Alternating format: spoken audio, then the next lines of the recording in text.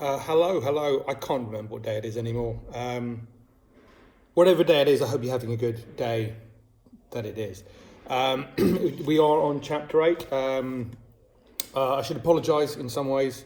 The voices. During the previous one, the Four Creeks had quite distinctive voices. It's the first time I've actually read this book. So Mrs. Amos, our English coordinator, wanted to do some work with all three classes reading the same book, which is why we've done this. So, if I had, I would have known that. I want to try to give them all different voices and do the right thing, but I didn't. I'm sorry, they all sounded very, very similar. So I hope you will you'll forgive me. Anyway, chapter 8, The Woleb. Lucy was sinking deeper and deeper. Every now and then, the floor beneath her bed would stop swallowing her, and the dark, spongy walls around her would loosen and tighten before pulling her down again. She imagined that this was what it must feel like to be eaten whole by a giant snake. Wherever Lucy was going, whatever this Woleb place was, it felt like she was being sucked through some sort of wormhole, travelling not only down below her bed, but also across time and space itself. She began to feel a little queasy. At the time, she'd been in training for the family jelly baby eating competition, and she'd puked on her shoes. She couldn't quite put her finger on why or how, but everything she knew to be real and safe was suddenly uncertain. Up was down, left was right, this way was that. Her mind was spinning with dizziness, and not in a good way, like when you spin round and round in the park and fall over laughing. It's more like the dizziness that you get when you ride a roller coaster too many times and you feel like your head is stuck to the ground and you can't stand up. Lucy's arms soon started feeling wobbly and tired. Her legs felt like they were made of mashed potato, and she realised she was losing her fight with the floor. But oddly enough, the very second Lucy stopped struggling and wiggling, the wall seemed to let her go. Her feet came out first as she plopped out of a hole and fell a few metres. But before she landed, she stopped in midair, just hovering like one of those astronauts on the International Space Station. Yep, Lucy was floating just above the ground. Except the ground wasn't beneath her feet now, it was above her head. Everything was the wrong way up. The moment Lucy realised this, she went toppling into it with a wet thud, landing next to the hole she'd plopped out of. Lucy was in the Woleb. Whatever the Woleb is, she muttered. She stood up, which was now down, brushed herself off, which was now on, and her head began to feel all twisted with backwardsness. She took a step forward, which was now backwards, and stumbled a little as the ground wobbled under her bare feet. It was the strangest thing she'd ever stepped on.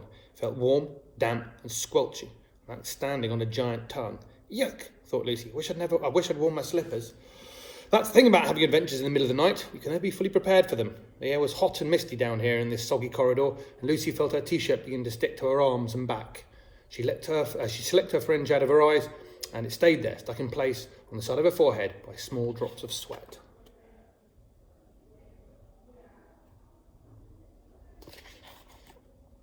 The walls were slightly rounded, with ridges on them that arched up over Lucy's head, as though she was standing in a giant throat. The thought made her shiver. It also stank. It was so disgustingly rotten that Lucy could feel her eyes watering. She had to hold her nose. Suddenly, the hole by her feet started wobbling like a small mud-flavoured jelly. Lucy noticed a small wooden signpost next with one word written on it. Dunstan. Her surname. Lucy recognised the writing instantly. It was the same sticky brown writing that had been used in the letter she'd found pinned to the school door. So the Creekers wrote the letter, she muttered to herself as she studied the messy handwriting.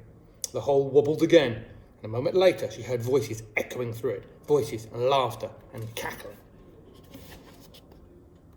The Creekers. They must be following me down, she gasped, because she had no choice but to keep moving deeper into the Woleb, or they would catch up with her and snatch her. She started running as best she could, but it was like being on a bouncy castle, in those dreams when you're running and not getting anywhere. Lucy puffed and panted, and her chest felt tight as she struggled for breath. I've got to slow down, she realised. Then, just like the backwardness of the upside-down floor, as Lucy slowed down, began walking, everything suddenly felt easier, and she realised she could move faster. She only managed to sprint a few slow steps before her foot hit something, tripping her up. She bounced on the wobbly, wet ground with a disgusting squelch. As she came to a halt, out of the corner of her eye, Lucy caught sight of the thing that had tripped her. It was another small wooden signpost in the squishy floor, just like the one she'd seen with her surname on it. When Lucy read what this sign said, her heart leapt with hope. It said, Quirk, in exactly the same sloppy brown writing, and next to the signpost she saw a small hole, just like the one she'd plopped out of.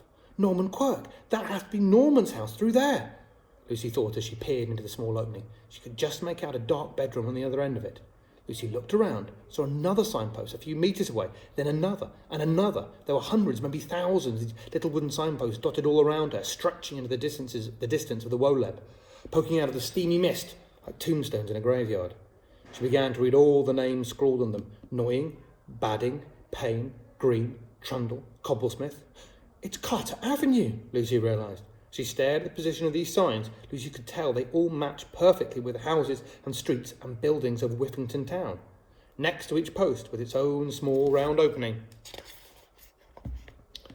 like a portal joining this backwards place with the world above. "Oh, little kidderling," a menacing grunt echoed off the wet walls. "You's not supposed to be down here in the Woleb." Lucy spun around. Through the mist she saw 4 pairs of small, black, beady eyes staring at her.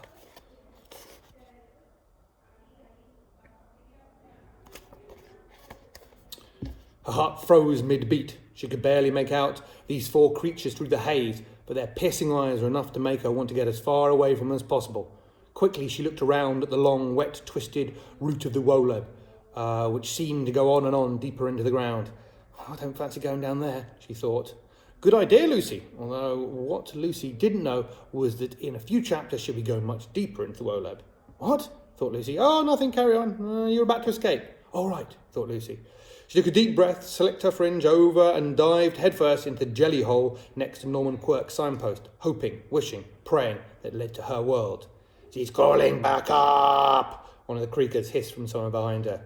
"Oh, too late to get her now," grumbled another. "We'll have to snatch her tomorrow." Another one creaked, and then the wobbly walls grabbed her and sucked her in deeper, and Lucy could no longer hear them. The sensation of going back down, or was it up, the tight, squishy wormhole was just as weird as when it had swallowed her the first time. Lucy closed her eyes tight and held her breath as the walls wiggled and twisted like they were alive, pushing her along till they spat her into the darkness underneath another bed. She opened her eyes. Her heart was pounding and her breath came in shaky gasps. She was back in Whiffington, in someone else's bedroom. "Hello," she whispered. There was no reply. She crawled out from under the bed, and as her legs wobbled, she stood up in the small room, still feeling the effects of the backwards Woleb. The room was covered with all sorts of bits and bobs, from maps and camping stoves to fishing rods and rope ladders, and the biggest collection of Transformer toys Lucy had ever seen.